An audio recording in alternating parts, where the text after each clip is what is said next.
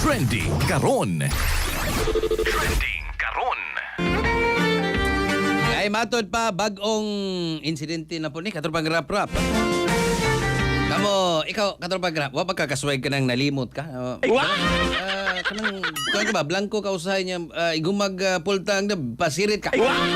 Ano kay kita makahuna-huna magita magkailan kay obligasyon na nato ng pagbayad og kini pong pagpagasolina ta. Pero di na po'y bag-ong insidente gas and run natala dito sa Quezon City makikila. Sa baka ni nang nalimot siya. Wa siya kwarta atong higayuna mga kahigalaan.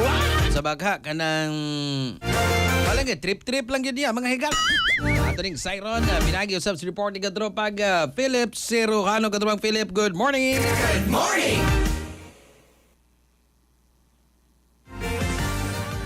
Usan na usab ka kaso sa gas and run ang natala sa Quezon City Police District. Human na usak ka lalaki nga wala mailhi, misibat human nagpakarga og gasolina nga nagkantidad og 1,500 pesos sa usak ka gasolinahan sa Mindanao Avenue sa Barangay Bahay, Toro. Sumala sa investigasyon, nahitabo ang insidente alas 3:16 sa kadlawon ni adtong Domingo. Gireport dayon sa gas station attendant ang maong hitabo. Hinungdan nga dali nga narespondi ang kapulisan og nagpatuman og flash alarm aron matultulan ang suspetsado. Padayon karon ang pag-imbestiga sa kapulisan pinagi sa pag-review sa CCTV footage gikan sa lugar og mga duol nga establishmento aron mailhan ang lalaki nga nagmaneho sa blue nga sedan. Niapilar usab ang QCPD sa publiko nga motabang pinagi sa pag-report sa bisan unsang impormasyon bahin sa responsable.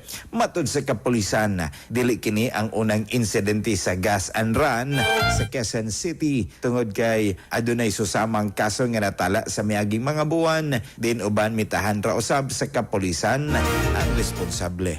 Para sa itong mga katropa nga mga kalalakinan, kinsa na problema na sa lalawas ng kalipay ka. Katropa, di na ka na ang ikabalaka. Gumikan kay ang Turbo Daytare Food Supplement for Men. Mapalit na kini sa inyong mga suging butika. Di usab sa ground floor sa C Plaza Building nahimutang ang ato ang Yes to Health Store. Din available ang tanang produkto sa Yes to Health Incorporated.